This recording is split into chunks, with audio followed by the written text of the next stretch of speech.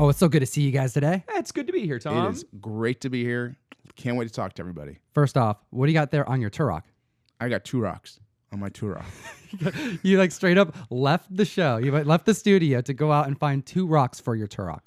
Yes, I didn't think there was enough Turok on here. So I went outside and found 2 additional, or maybe 1 additional Turok. Yes. There you go. It's good. It's good. It's this time of the month, though. This is one of my favorite videos we make because we go back through the hot top 10 lists that we cover for comicbookinvest.com, CBSI, and we go over their honorable mentions. Can you share with us, Russ, what the honorable mentions list is? So on comicbookinvest.com, there's the Hot 10 list every single week. And every week they have 2 additional comics that are honorable mentions. And the honorable mentions are comics that are spiking, are moving. A lot of times are things that aren't necessarily going to be things that you will find out in the wild, but it's just movers and shakers that weren't necessarily as hot to make the Hot 10 list, but still worth mentioning. There are 2 each week. And for this month, since there were 4 weeks, we have 8 of them. Awesome. Very good. So we want to make sure to hit that like, that subscribe button because we cover this every single month. And if you haven't seen our most recent Hot Top 10 Comics list video, the link's right over there in the corner over there. But without further ado, let's begin with, and this is no order here because these are just the 8 books that were honorable mentions. So we're going to have fun with the list and kind of mix it up. But we do have gold on here, which is why we have the Golden Age Guru, Jeff. I'm super excited with this list because when it was printed up, the very first book on here was Amazing Ghost Stories 14. And to really understand why this book has value, you got to understand the artist. And the artist is Matt Baker. And everyone's like, oh, Baker, I got a Baker down the street from me. No, this isn't Anita Baker. This isn't Baker Mayfield. This isn't a Studebaker. This is Matt Baker, okay? And it's a name everybody needs to know because he is easily one of the top 10 artists of all time in comic book history. Okay, and he has a rich history, and really a video will be done on this gentleman one day. It has to be. That's right. We did a top 10 Silver Age comics of all time for 2018. Links over there. But I'm feeling like we're going to have some more Golden Age shows coming soon. Expect some great information to come from them because there is a lot of rich history that needs to be shared, and everybody needs to know. So again, with this Matt Baker, though, I'm going to jump back because I mentioned he was a top 10 artist of all time, but he is probably the number 1 or 2 artist to ever draw the female figure in comics. Okay, his ability to draw beauty, grace, sophistication in a female figure is unmatched, in my opinion. And he started off, or not really started off, he's best known for his work on Phantom Lady, like a Fox feature publication. Cool character and all, but his best work is his St. John publication, which would be like a Teenage Temptations, Diary Secrets, Teenage Romance. You look up his work there, and it's outstanding. Absolutely outstanding. He died really young too, didn't he? He was only 37 years old. Wow. I mean, he passed away in 1959, I believe. So the amount of work he could have had, I mean, the community really got cheated because he's one of those people that went too early. And everyone hears about that. And anything, in music and theater. For comics, this was him. He went too early. A name everybody needs to know. And they will know. And there's some excitement for me to have to share and get to share that with everybody. All right, so we have Amazing Ghost Stories number 14 making the list. What price is this comic book going for? This one sold recently, and it was an 8.5, and it sold for $7,200, which in 2009 sold for $568.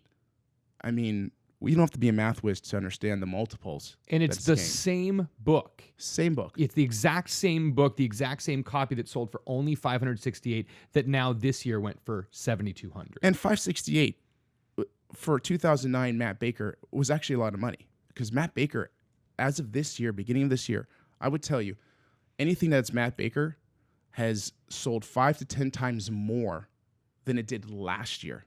Oh, wow. I mean, the gains on Matt Baker from this year have been outstanding and amazing. I mean, I jumped in a little late, and but I got exposed to him about a year and a half ago and fell in love instantly. But he's become so popular now and his name so well recognized that people are consuming his work ferociously. I mean, there's a local collector here who's bought, I think, 175 books in the last 7 months out here. Wow. I mean, he's become fanatical about it. And that's what happens. When you see the beauty of these characters, you're like, whoa. Not superhero. No. Not horror. No, just straight romance, amazing lady figures, and just some gorgeous Golden Age books. Yeah, absolutely. There's another really gorgeous figure that is in comic books, though, and specifically some modern comic books, and her name is Wonder Woman. So this is really, really great. And she has 2 entries from this miniseries. Wonder Woman and Justice League Dark, The Witching Hour, #1. We have the Riccardo Federici variant. And this one's a really, really cool variant. And also on this list, we have Wonder Woman #56, the Jenny Frison variant. Now, both of these show Wonder Woman kind of in this demonic, possessed version. Very dark, great use of purples, great use of reds. I mean, really, really beautiful covers. This is a 5-issue miniseries that's crossover from Wonder Woman to Justice League Dark. There's also, very confusing, Wonder Woman, Justice League Dark, Witching Hour, and then Justice League Dark, Wonder Woman, Witching Hour. So they've switched the names and the titles, but it's a 5-part miniseries that crosses over between the 2 of them. This is 2 of the variants, and there are 2 more variants to come between this week and next week. So watch out for those variants. They're both going for above $10 right now. But about 10 to 15 on them, and we know that with the ones coming up in the next couple weeks, people are more prepared for these variants, but they're stunning, and a lot of people are just going to want to display all 5 of these variants on the wall. Keep an eye out for those variants. They have a good track record, and right now I think they're a good bet. All right, we have the Hawk #1 making the list. What's this doing on here? This is a random book to see on this list. And CBSI, I love you threw on Matt Baker. I love that. Okay, that's fantastic. This is kind of more of a random throw-in for me. It's a beautiful painted cover. Ziff Davis Publications, they did a lot of painted covers. It's done by Clarence Dorr, just a well-known pulp Western artist. And it's a beautiful book. Now, the thing you have to know is this is a Mile High. So Mile High is a very elite pedigree. And that's a whole nother conversation about pedigrees, but this is the pedigree of all pedigrees. We actually are going to have a show about pedigree coming up, and one of our regulars did donate a book from a pedigree collection. So yes, we will be learning more about pedigrees in the very near future. Okay, because it's not cut and dry, and there are some that are just, the history is amazing behind them. It's almost like the history is more important, rather more interesting than the actual comic itself to the community. Absolutely. Finding out more about Mile High pedigree collection is better than even some of the books from it. So Yeah, I mean, this same book, the same grade, if it wasn't a Mile High, it would have been half the price. right. Really? Wow. And what's the price on this? The Hawk #1. So a 9.2 just sold for $1,100 as a Mile High. Wow. For a Western? For a Western. Who's looking for high-grade Westerns right now? Good answer.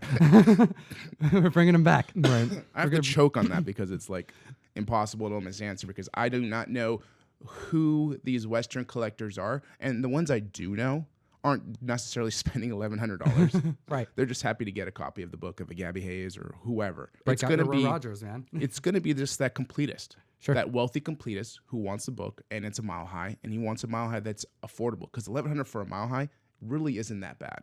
Ooh, very good. Very good. All right. So moving on to this other book. This is interesting because this book, it made the honorable mentions first. We were contacted by CBSI and they said, hey, we're, because we get the list on Thursdays. Right. We get the list, we review it, but we're still in communication with CBSI because they're still making updates all to the very last minute. And what happened with this Unstoppable Wasp #1, the Yasmin Putri variant? They contacted us Friday morning and said, hey, have you shot the video already? Because we're thinking about changing the Hot 10 list, and that's how quickly it moves. And pretty much the 1 in 50 Yasmin Putri variant of Unstoppable Wasp #1, it was on the cusp. So when they hit us up for the honorable mention, it was selling for $75 to $80. It actually made the Hot 10 the following week and is currently going for about $150. Like double. Yes. Crazy. So even if you're watching what these honorable mentions are, you may be seeing books that are on their upward trajectory, and they might go even higher. So this is a good reminder to always be going into the description, hitting the link to check out CBSI's website because we don't cover the honorable mentions during our weekly list coverage. And some of these books that are on the honorable mentions actually makes the top 10 list in future weeks. you can be prepared and grab those books before they double in price. Oh, absolutely. I mean, this is such a beautiful book. Yasmin Putry's cover is great. Putry's been doing great on the Red Hood and the Outlaws covers for DC Comics, but this is just one of those low print run ones. Yeah, also on those top 10 lists as well. Mm-hmm. Yeah, that Red Hood was an Oh, a ton awesome of just, banger. just this another month. artist to watch. Very good. All right, moving on. We have Boots and Her Buddies number 9. Now, this is a cool book, but this is a cool book to me because there's 2 pages in here that are super special. Yeah, actually, there are 2 very special pages done by very special artists who we've plugged a few times now. Yeah. Frank Frazetta, another name that needs to be known, and also a top 10 artist of all time. Oh, yeah. And so a guy that I'm sure we will be discussing in future videos, and probably will have his own at some point. But he did 2 interior pages on this book, which already gives its a little bit of extra value and collectability. But Boots is kind of a prevalent character. She's had some history from 1924 to 1968. She was a very popular comic strip character and really was kind of a fashion-forward figure that a lot of girls looked up to at that time. But she did also come in comic book form, which I think was mostly reprints of her strips because it was only about 5 issues or so. But this book can be tough and high grade, and an 8.5 just sold this week for $8.70. And really probably in the past sort of sold for $200, Wow. maybe a year and a half ago. We are seeing some huge climbs just in a short 12 months for a lot of these Golden Age books. Golden Age is on the rise. Yeah, it is a rising star. You got some... I was going to say, all markets are on the rise right now, and that's just something to pay attention to. Golden Age is moving up, silver is moving up, current is moving up. There seems to be more of a collective consciousness from all collectors in all levels and all layers. So collect what you love, pick up what you're going to, because there's a lot of things right now that are just moving up.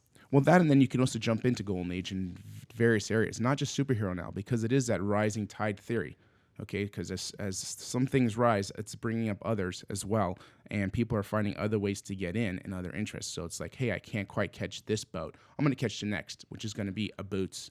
It's going to be a Freckles. It's going to be some other random title or genre. I that's just not picked up mainstream. a low-grade Weird Science number 20, and it has 4 interior art pages by Frank Frazetta, and it's got a Wally Wood cover, and it's one of those that all of these major names, even in low grade, I paid less than $100 for this thing, and it's just kind of cool to have. And I know for a high-grade one or something that's a pedigree, you're going to be paying over $1,000, but just to have in my collection, I'm super happy with it, you know? Yeah, if you don't have $500 or heck, almost $1,000 for a Ghost Spider number 1 in 100, Right. you can get some amazing horror Golden Age complete, not with pages missing, Right. you know, for under $100 if you're doing your research and you're really looking into it to buy something that you love. Definitely. And this next one, you know, is going to be getting some love because we have some die-hard Rom fans. Rom First Strike number 1. Oh my God. Okay, so this was like a crossover between Rom and Micronauts, and Which is awesome too. well, it really, really is. And for those that you don't know, these are both intellectual properties that were Marvel intellectual properties back in the 1980s, and they were tie-ins to action figure toy lines. And Bill Mantlo, who is a fantastic writer, and he created Rocky Raccoon, and he created a whole lot of these other amazing characters, Swords of the Swashbucklers.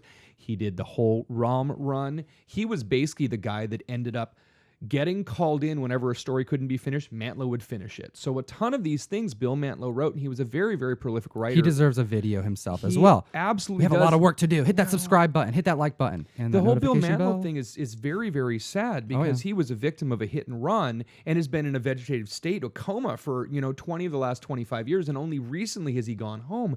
But it's very cool to see IDW bringing out his intellectual properties and being able to get more money and help for the Mantlo Family Trust, which is really, again, it's a sad story, but this is really cool because Rom First Strike number 1, it's the Will Spertasio 1 in 10 variant. It's a gorgeous cover. I have one collector at my shop, Jake, you know who you are, who is a massive Rom fan. This is one of the Rom books I couldn't get him. Sorry, Jake. And he was getting all of these extra books, and it was a really, really cool series, and it's nice to be able to see the Rom character, getting a little bit more love from the community. A low print run of 4,400 shops. Most of them weren't buying over 10. I got 3 copies, basically 1 reader, 1 A, and 1 B for Jake. So $50 book now. yeah. But that's how these variants go. And especially if there's like, if it's like Star Wars, it's just like these like, the fan base is huge, but as far as comic books go, kind of smaller, it's not the most, it's not going to be on everybody's shelf. No, but especially with the sci-fi type stuff, the current sci-fi, you're going to see Rom is moving, Star Wars is moving, Star Trek is moving, Firefly and Serenity stuff is moving, Battlestar Galactica stuff is moving, because you just have those rabid fans that will pick up anything they can from those intellectual properties. But you do know Bears beat Battlestar Galactica. Let's hit the last book on this list, because we do have Lucky Comics number 9. Jeff, wrap us up with some gorgeous gold. Okay, so this is almost a subphylum of Golden Age, because it becomes a Canadian Golden Age. This is the part of the Canadian Golden Age era. So we have our Golden Age, okay, 1938, 1955. Canada has its own Golden Age, and it's 1941 to 1947. And it's very specific because there was a trade, almost embargo between what we can trade with Canada and cannot. And comic books were one thing that we could not trade.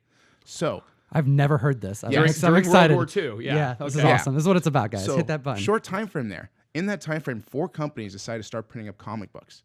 So Canada has its own very specific Golden Age with its own very specific titles and characters. Now, the books would have a color covers, but generally had black and white interiors.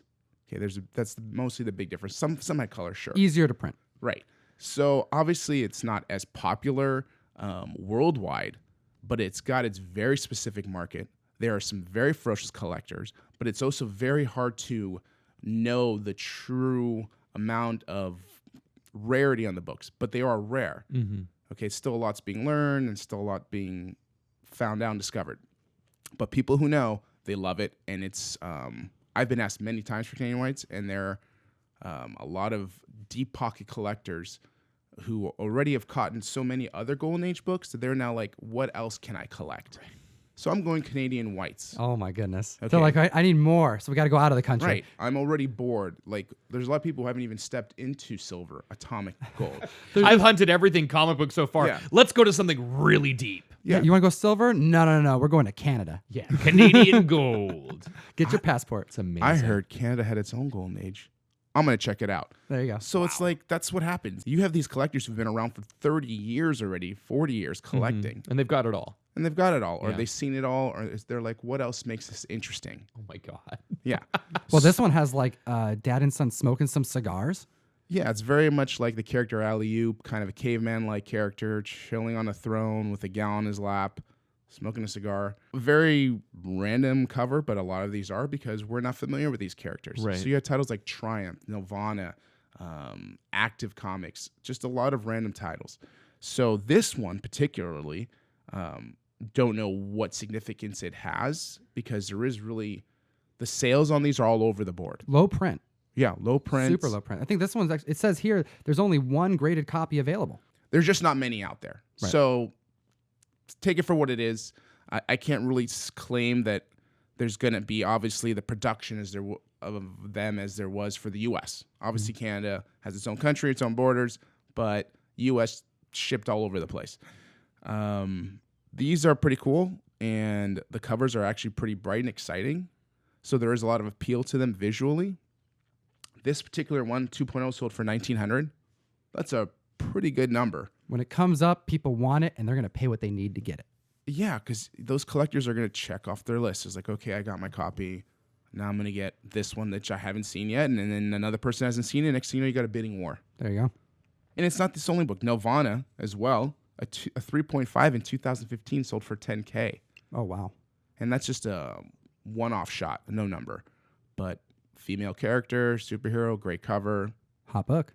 Hot book. Very good. Awesome. That wraps up our list. It's good. Thank you so much for watching. We do appreciate you. Shout out to comicbookinvest.com, CBSI, who puts together the hot comics list every week so we can cover it. And then we can pump out an additional video every month to cover those honorable mentions for those comic books that just need a little bit more love.